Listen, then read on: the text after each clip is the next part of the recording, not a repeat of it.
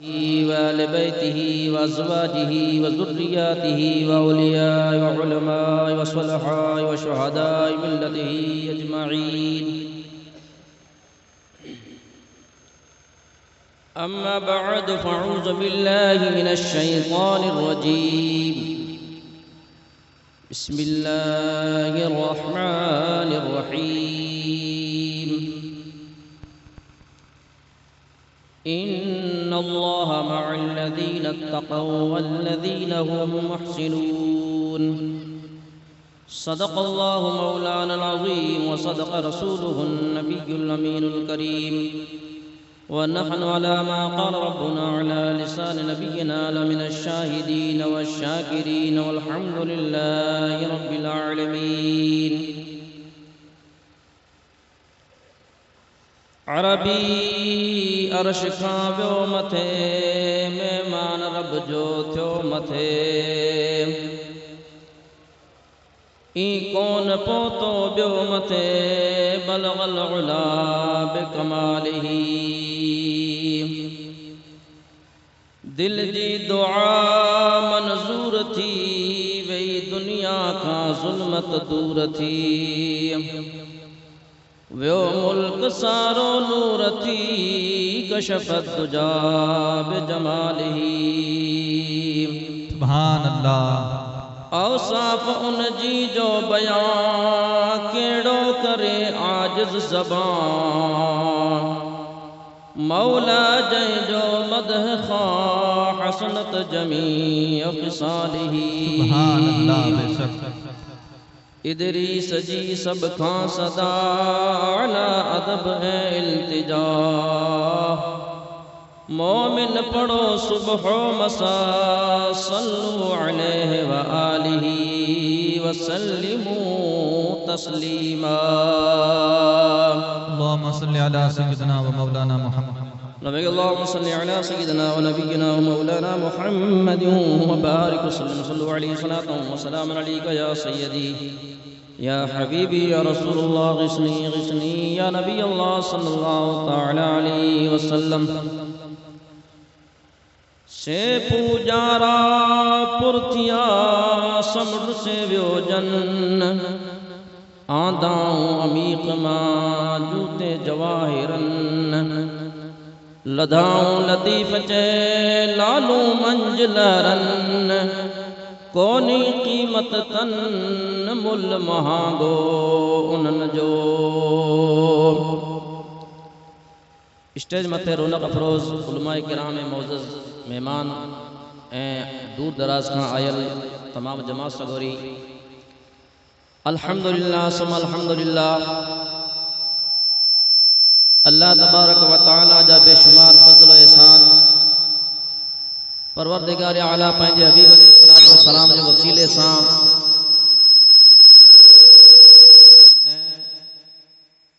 بزرگان دین مرشد مالک جی نواز نظر توجہ ساں پانکھے اج ایکڑی عظیم الشان کانفرنس جلسے جے اندر خدا پاک توفیق عطا فرمائی.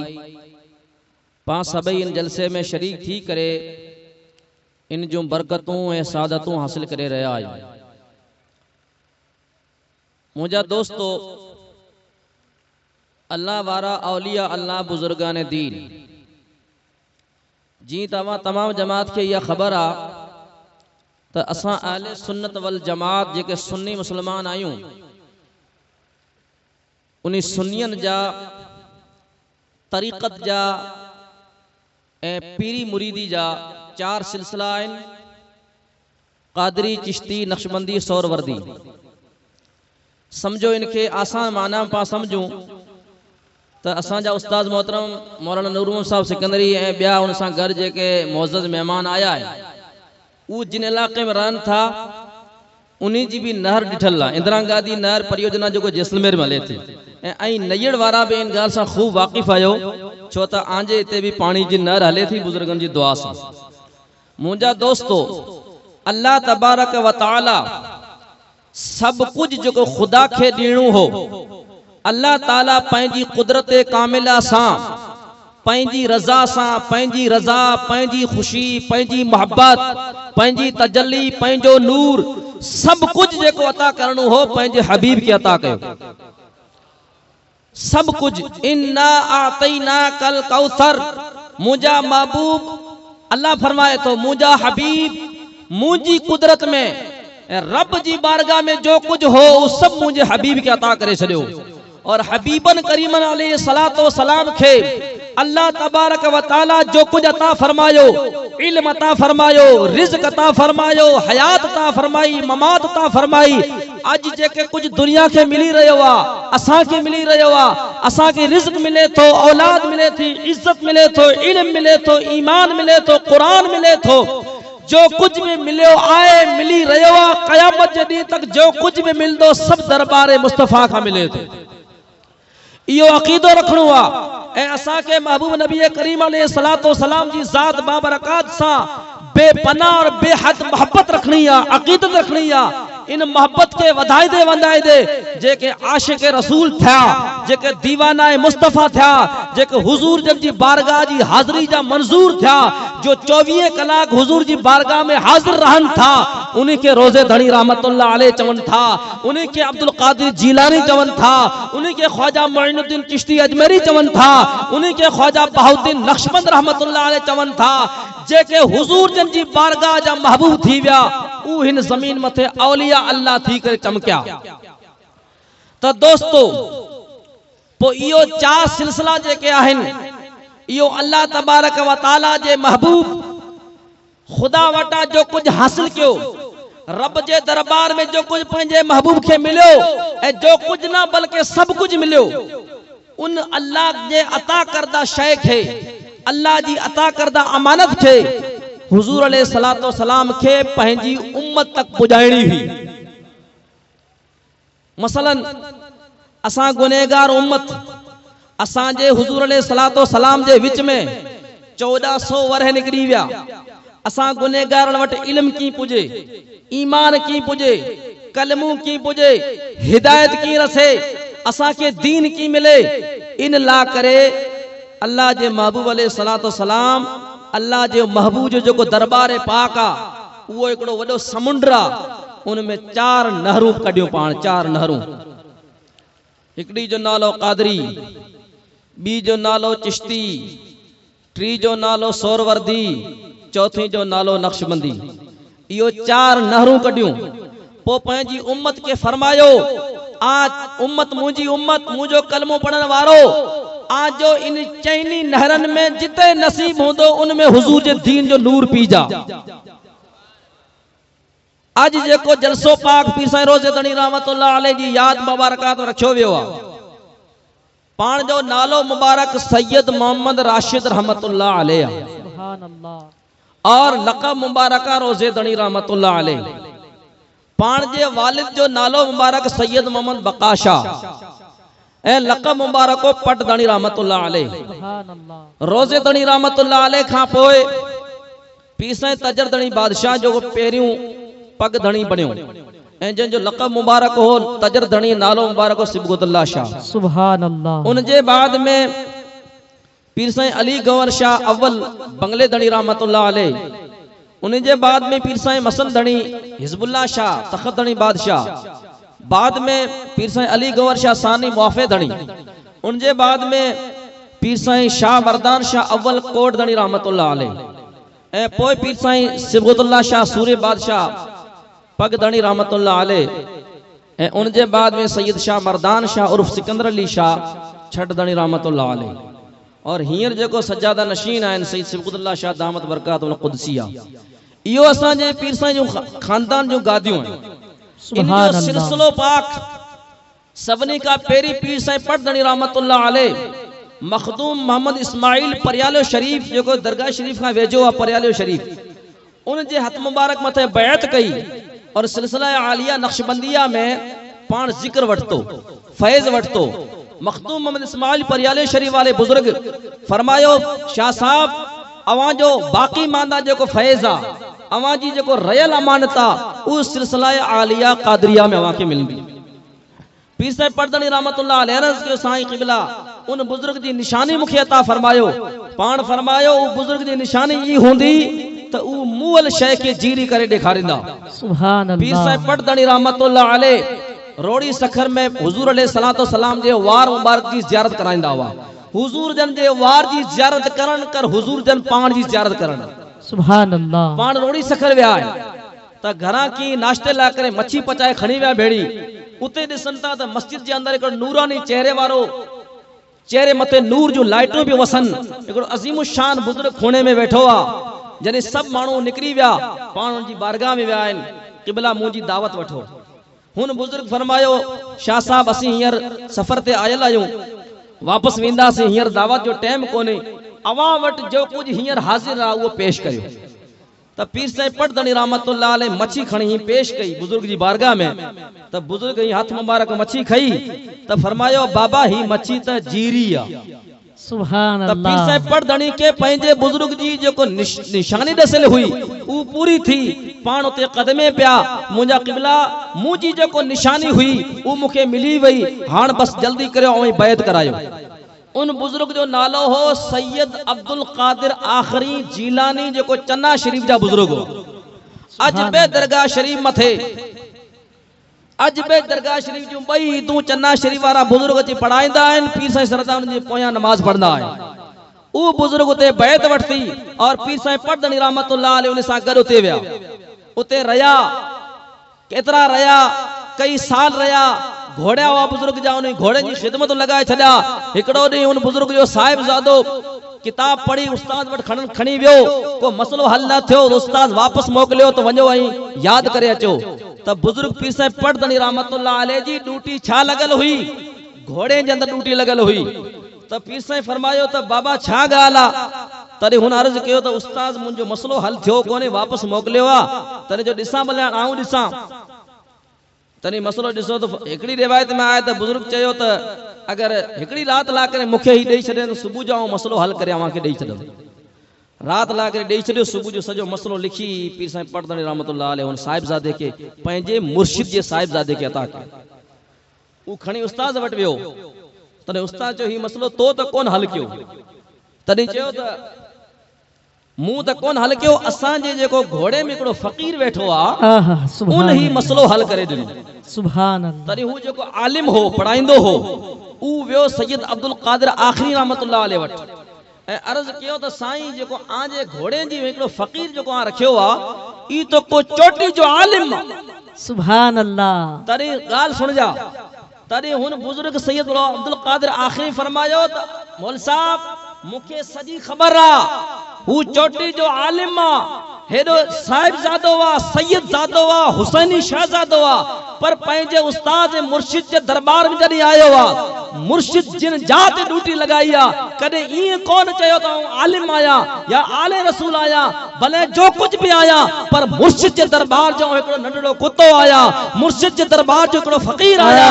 मूंखे सॼी ख़बर आहे हाण मौल साहब मुरीद ईंदो आहे मुर्शिद जी बारगाह में फ़कीर ईंदो आहे मुर्शिद जी बारगाह में फैज़ हासिल करण ला करे पर कुर्बान पटदणी जी शान मथा मुर्शिद खुद फरमाए रहियो आहे त मौल साहब हाण हलो त पाप ॿई हली उन फ़कीर खे फैज़ ॾियो। सुभान अल्लाह। सुभान अल्लाह। दरिया खुद हली उन्जर वटि आयो आहे पीर साईं पटदणी रहमतुल्लाह अलैह वटि पंहिंजो मुर्शिद पाण हली आयो आहे सीने सां सीनो लगायो आहे फैज़ अता कयो आहे ऐं पाण इजाज़त ॾिनी आहे त वञो हाण वञी ऐं शादी कयो। अर्ज़ कयो क़िबला साईं शादी आऊं कंदोसीं औलाद अल्लाह ॼाणी कहिड़ी थींदी नाले वारी थींदी बदनामी वारी थींदी। तॾहिं पीर साईं पटदणी रहमतुल्लाह अलैह खे पंहिंजे मुर्शिद इशारो ॾिनो त मौल शाह साहब मुंहिंजी निगाह विलायत ॾिसी रही आहे आजी पुठ में हिकिड़ो अहिड़ो ज़माने जो गौस पैदा थींदो जे पुठियां लखे जी तादाद में हुजूर जी उम्मत फैज़याब थींदी। सुभान अल्लाह। सुभान अल्लाह। पीर साईं पटदणी रहमतुल्लाह अलैह उतां खां वापस वतन आया वतन अची शादियूं खयूं ख़ैर सां जॾहिं पीर साईं पटदणी रहमतुल्लाह अलैह वतन वापस विया उन टाइम बुजुर्ग फरमायो हो त अवां जे वतन में ॼार जा ॾंदण निकिरनि था उहो ॾंदण ई गिनी अचिजा। जॾहिं पीर साईं पटदणी रहमतुल्लाह अलैह जॾहिं जेतिरा रहिया रही ऐं वापसि जॾहिं विया आहिनि बिल्कुलु चन्ना शरीफ जे क़रीब पहुता आहिनि तॾहिं यादि आया त ॾंदण रहिजी विया मुंहिंजे मुर्शिद जो हुकुम हो। मुरीद कंहिंखे चइजे जेस ताईं मुरीद पंहिंजे मुर्शिद मथे मुकम्मल तौर सां आशिक न थींदो फैज़ कोन मिलंदो।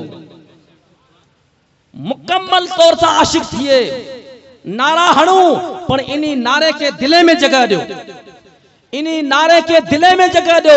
नारो हणन सां दिल में रोशनी पैदा थिए, अखियुनि में आंसू जारी थियन ए मुर्शिद सां तवान लगी वंजे। इन जो लालो आ सच्ची मुरीदी। जने नजदीक आया तने याद आयो त मुके नंदन आनंद जो चयो तॾहिं पाण पंहिंजे मुर्शिद जी दरबार चन्ना शरीफ के पुठ कोन ॾिनी, उभरंती वापसि विया, पुठ न ॾिनी। केतिरो छेटियो, चन्ना शरीफ पंजाब में आ, रोड़ी सखर सिंध में आ, कई 100 किलोमीटर जो फासलो आ। पिरांदी वापस विया, उतां का दंदन गिनी, जनी बुजुर्ग जी बारगाह में पेश किया।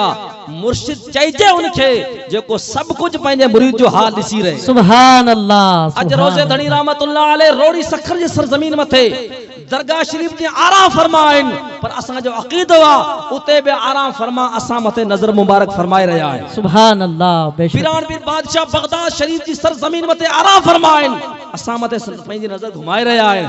तमाम रूए जमीन जा वली जेको औलिया वली कामिल आहिनि, उन्हीं जे मांदा हुजूर जन जी उम्मत गायब कोन होंदी है, उन्हीं जी नजर होंदी है। सुभान अल्लाह। वापस आया तने चना शरीफ वाले बुजुर्ग सैयद अब्दुल कादिर आखिरी रहमतुल्लाह अलैह फरमायो, पीर साहब कयामत जे ॾींहुं ताईं अवा अता असां पंध लाए छॾियो, हाण असीं पाण हली अवां जी दरगाह ते ईंदासीं। अज तक पीर पागारे जो खानदान जॾहिं में को गादी नशीन थिए थो तो हू बुजुर्ग चन्ना शरीफ वारा पान दरगाह शरीफ ते ईंदा आहिनि, बाक़ी इन्हीं में कोई उते कोन वेंदो। और किन्हीं बुजुर्गन उते वञण जी कोशिश पे कई, राशिदी खानदान जा सैयद सगोरा खूब आहिनि, उन्हीं वञण जी कोशिश पे कई, पर जी चन्ना शरीफ जी हद वञन त कोई न कोई अहिड़ो सबब थी वञे जो अंदर न वञी सघन, वापसि अचो वञे। त बुजुर्गो दोस्तो, अल्लाह तबारक व तआला जा लखे एहसान आहिनि। इन खानदान पाक दीन पाक जी खिदमत कई। दरगाह शरीफ ते हिकिड़ो अजीम शान जामिया हले तो, जामिया राशिदिया।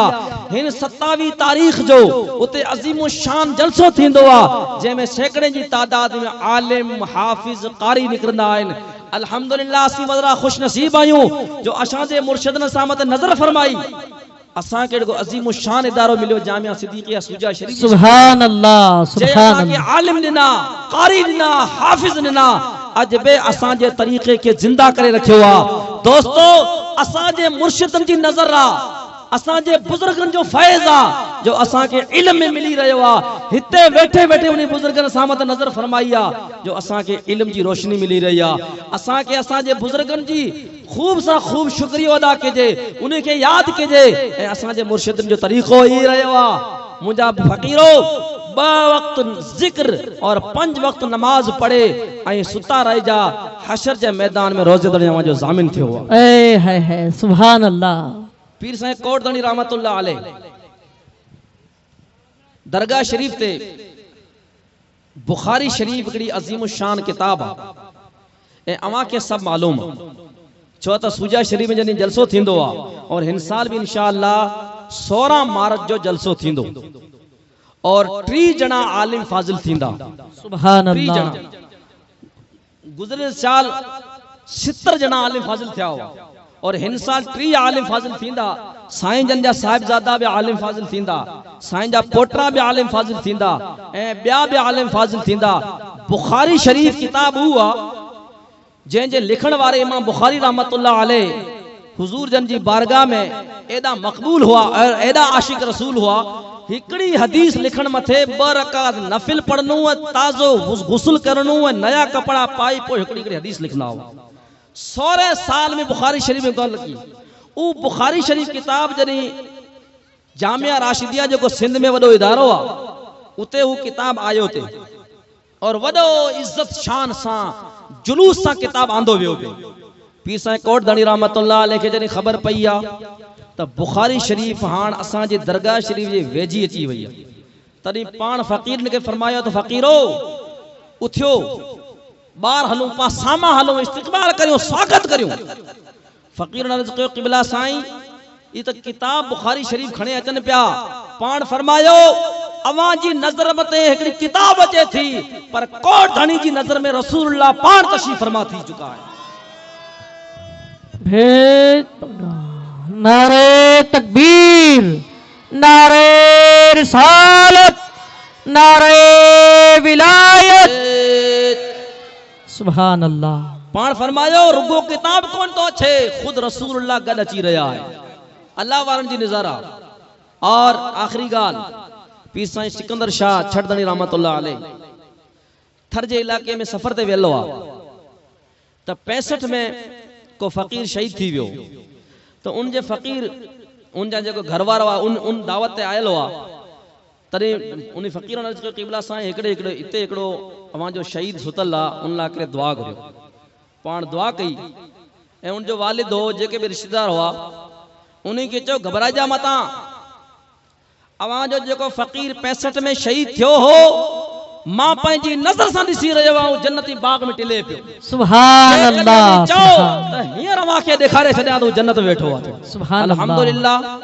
चइनी सिलसिलनि जा बुजुर्ग नूर नाला नूर आहिनि ऐं चइनी सिलसिलनि के बुजुर्गनि खे नूर नाला नूर मञी ऐं पंहिंजे मुर्शिद सां मोहब्बत करे उन खे पंहिंजे मुर्शिद जो फैज़ मिलंदो आहे। सुभान अल्लाह तबारक व तआला तमाम जमात खुश नसीब आहे। ऐं असांजा उस्ताद आयल आहिनि मुफ्ती साहब एॾा सुजा शरीफ खां आयल आहिनि अव्हांखे खूब बयान सुणाईंदा। तमाम जमात खे लखें लख मुबारकूं हुजनि। आमीन। अहिड़े जोश जज्बे सां अव्हां जा ही जलसो इंशाअल्लाह केतिरा साल थिया क़ाइम आहे। अल्लाह तबारक व तआला सब जमात के खूब से खूब तौफीक अता फरमाए। आमीन। आमीन सुम्मा आमीन। वाखिर दावाना अनिल हम्दुलिल्लाहि रब्बिल आलमीन। अस्सलामु अलैकुम।